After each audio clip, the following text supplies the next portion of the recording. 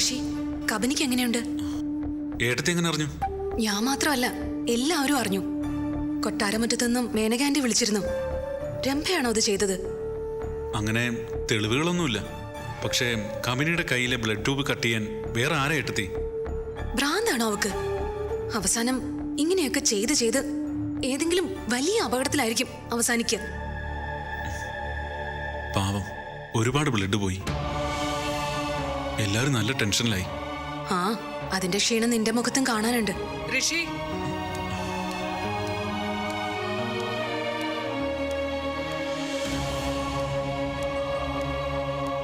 എന്താ കോളേജിൽ സംഭവിച്ചത്? ബ്ലഡ് ഡൊണേഷൻ ക്യാമ്പിൽ ഒരു അപകടം. കബനിക്ക് രംഭയാണോ അത് ചെയ്തത്? അങ്ങനെ അറിയില്ല. പിന്നെ നീ എന്തിനാ അവളെ കുറ്റപ്പെടുത്തിയത്? സൂര്യയോട് നീ ഉറപ്പ് പറഞ്ഞു എന്നാണല്ലോ ഞാൻ അറിഞ്ഞത്. നിനക്ക് അതിന് തെളിവുണ്ടോ? എന്തിനാ തെളിവ്? വേണം, അല്ലാതെ പറയരുത്. രംഭ നല്ലവളാണെന്ന് എനിക്ക് അഭിപ്രായമില്ല എന്ന് കരുതി കബനിക്ക് സംഭവിക്കുന്ന എല്ലാ കാര്യങ്ങളും അവള് ചെയ്യണമെന്ന് നിർബന്ധമില്ലല്ലോ. മമ്മി എന്തിനാ ഇക്കാര്യത്തിൽ ഒരു ന്യായീകരണം നടത്തുന്നേ? മേനക എന്നെ വിളിച്ചു, ആളുകളുടെ മുന്നിൽ വെച്ച് നീ അങ്ങനെ ഒരു ആരോപണം നടത്തി എന്ന് പറയാൻ. അല്ല മമ്മി, മേനകാന്റിയെ രംഭയും മമ്മിക്ക് ഇഷ്ടമല്ല. പിന്നെന്തിനാ അവർ വിളിച്ചു പറയുന്നൊക്കെ ചർച്ച ചെയ്യുന്നേ?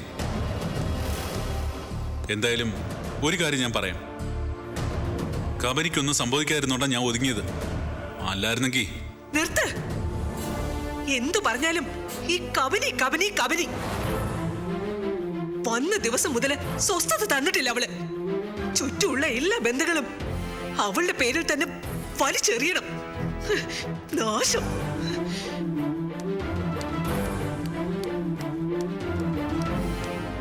എങ്ങനെയുണ്ടടാ കുട്ടിക്ക്? ഇപ്പൊ ഓക്കെയാണ്. രംഭയെ കുറ്റപ്പെടുത്താനൊക്കെ എളുപ്പമാ. പക്ഷെ ഇങ്ങനെ ഒരു സെക്യൂരിറ്റി ഇല്ലാതെ ഒരു ക്യാമ്പ് സംഘടിപ്പിക്കുന്നത് തെറ്റല്ലേ? സംഘാടകനും ഇവൻ തന്നെയല്ലേ ഡാഡി? ഡാഡി, ഇത് രാജ്യത്തിന്റെ അതിർത്തി നടത്തുന്ന ക്യാമ്പൊന്നും അല്ലല്ലോ ഇത്രയ്ക്ക് പ്രൊട്ടക്ഷൻ കൊടുക്കാൻ. ശത്രു ഉണ്ടെങ്കിൽ പ്രൊട്ടക്ഷൻ വേണം. അട്ടെ, പോലീസ് കേസ് വല്ലതുണ്ടോ? ഇല്ല. ആ, അത് നന്നായി. അല്ലെങ്കിൽ മേനയ്ക്ക് പുറമെ സൂര്യനാരായണന്റെ വിളി കൂടെ വന്നേനെ. അങ്കിള് അവിടെ ഉണ്ടായിരുന്നല്ലോ. അങ്കിളിന് വ്യക്തമായി മനസ്സിലായിട്ടുണ്ട് അവള് തന്നെ ഇത് ചെയ്തേന്ന്.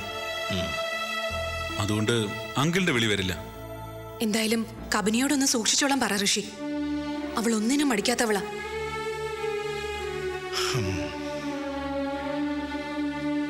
ഡാഡി, മമ്മിയൊന്ന് സമാധാനിപ്പിച്ച് കേട്ടോ.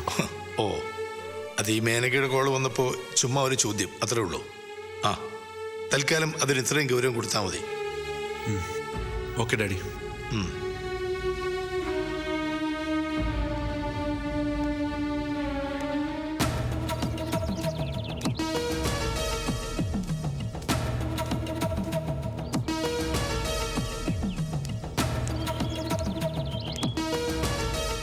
മേനകയെ കാണാനാണെങ്കിൽ അവൾ ഇവിടെ ഇല്ല.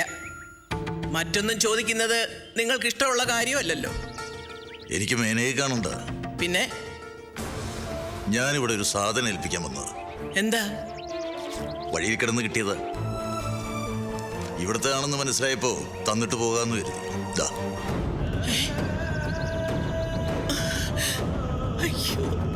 ഇത് നിങ്ങളുടെ മകനാണോ? അതെ. നിങ്ങൾക്ക് ഇത് എവിടുന്ന് കിട്ടി? വഴിയിൽ നിന്ന്. അപ്പോ എന്റെ കടമ തീർന്നു. ശരി. അയ്യോ, ഒന്ന് നിൽക്കൂ. അതെ, പിന്നെ പേരാണെങ്കിൽ ഗൗതമൻ, ജോലിയാണെങ്കിൽ ചിത്രം വരാൻ. അതല്ല, ഈ ഫോട്ടോ അങ്ങനെ പെട്ടെന്ന് ആർക്കും കിട്ടാൻ സാധ്യതയില്ലാത്തതാ. എനിക്ക് കിട്ടിയത് പെട്ടെന്ന്. വഴിയിൽ അനാഥമായി കിടക്കുന്ന എന്തും ഒന്ന് മറിച്ചു നോക്കുന്ന ശീലം എനിക്കുണ്ട്. അനാഥരോടുള്ള ഇഷ്ടം കൊണ്ടാവും.